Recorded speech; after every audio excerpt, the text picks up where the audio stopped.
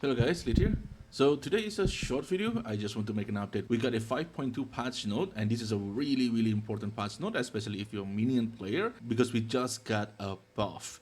So we got bunch of changes on the passive tree. You can see of this one. There's a movement speed increase for the Asmeri Spirit. Maybe they can make it a little bit easier to use. But I know that is already a strategy using Asmeri Spirit, so that's going to make it stronger. And this is the very important one for Minion. Add a new Necrotic Catalyst for adding quality to enhance Minion modifier on Ring and Amulet.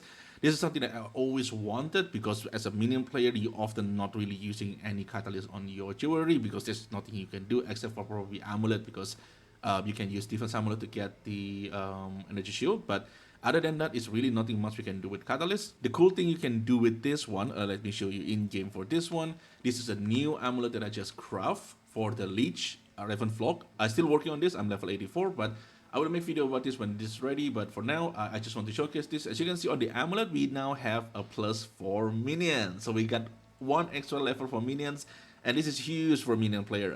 If you are a Minion player, you understand that +1 level is really strong for Minion. So this is what you can do right now with the amulet if you have a +3 all minion skill, and you can use Essence of Breach. Let me showcase over here. This is the Essence of Breach. This is going to give your jewelry 20% maximum quality, and that is on prefix, and that allow you basically when you reach +34-35% quality, you will have the +3 up to +4. So that's how you get the +4 level of all minion on the amulet, and now we can get them here with the new patch. And the next one is Delirium is getting nerfed, and the nerf is applied to the difficulty, which I think is a good one. Half the amount of toughness that unique enemy gain in Fog, half the amount of increased damage that normal magic rare monster happen in Fog. So this is really nice because Delirium right now is easily the hardest content in the game.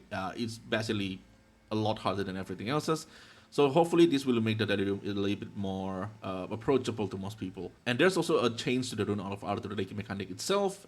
It increased the Remnant encounter on T14 and above.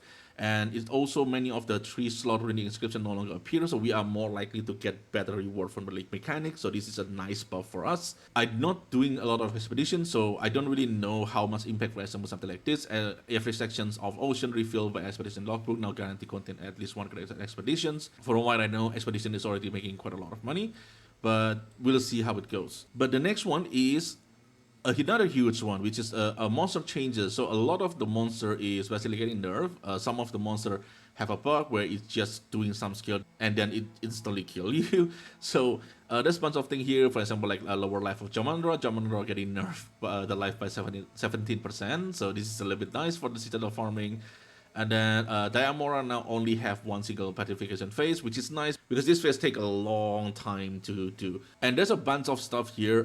Some monster I not even heard of it, but you can see all the list here. Basically, a lot of monsters basically getting reduced damage, or like they're getting reduced life or something like that. So this is probably just to fix some of the monsters that are on the outlier. And a few of them is also like Delirium monster because they are hitting really hard. So hopefully this will reduce the amount of cases where you just randomly getting attacked and you just die. So hopefully this is going to fix most of the cases. And the next one is the general improvement. The Spirit Walker, Bear Spirit now getting buffed too. The presence radius now is 8 meters instead of 4 meters, so it's twice the radius. I think 8 meters is almost a screen, so this is really nice buff for the Spirit Walker. So there's a bunch of skill here that are getting improved. The Aspen Spirit also now choose nearby target. I think this is covered in their video. GGG now make a video on their own channel. You guys also can check that one out. I will leave a link in the descriptions and also linking to this patch note over here. And the next one is the big one, which is the bugs fixes. It is quite a long bugs fix. And the first one is the bug to the Runeseeker quest on Act 3. This is often cannot be completed. I make like 3 new characters. I cannot complete all of them, so this is fixing that. But one thing that I want to really highlight here, because this is the skill that I'm right now trying to test out, trying to explore, and this is this line over here where it's fix a bug where Miss Raven summoned by the Raven's Flock. Unique stuff does not count as ally in your presence. So this is what happened before. It doesn't work with Leech.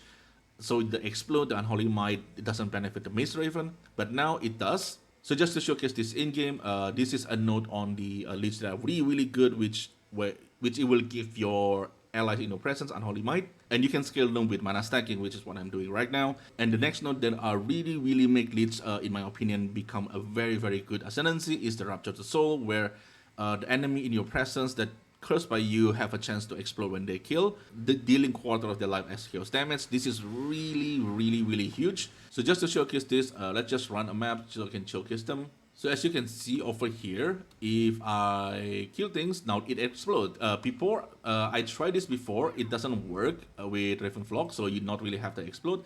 But now we have to explode, so now the Raven Flock has become a really good clearing skill because of the explode. Because to be honest, the explode really does carry a lot for the clear, whether you can explode and not.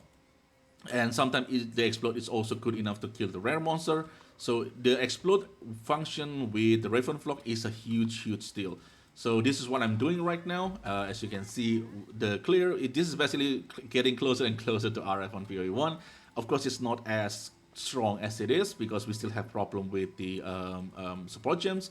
And also I'm still level 84, so I'm still using the level 18 Raven Flock, so it's not the best damage yet. But as you can see, this is T15. I'm still lacking like 2 minion level from the level skill itself. And the clear is pretty good, right? And there is also a few cool stuff you can use this for. For example, like a note like this, ally in your presence deal 40% increased damage. This is going to apply to your Raven too. So that is basically the new patch today, and I just wake up, the patch drop, I just read it, I'm really happy because I basically almost neglected this character. I leveled this to 78 and I test this one out. It doesn't work, so I'm just like, okay, I'm just going to make Gemling because Gemling is the next ascendancy I want to test. But then this patch not drop, and then I'm now leveling this, try to level this to 95 so I can make a showcase out of it. So yeah, this is just a really good patch note. A lot of QOL, a lot of balancing to the monster, not just to the player. A lot of bugs getting fixed, and one of the bugs is really important for our characters, which is Raven Flock. So I think that's it from me. And if you guys have any questions, just as usual, leave in the comment below. And thank you everyone for watching. I really appreciate it, and I will see you on the next one.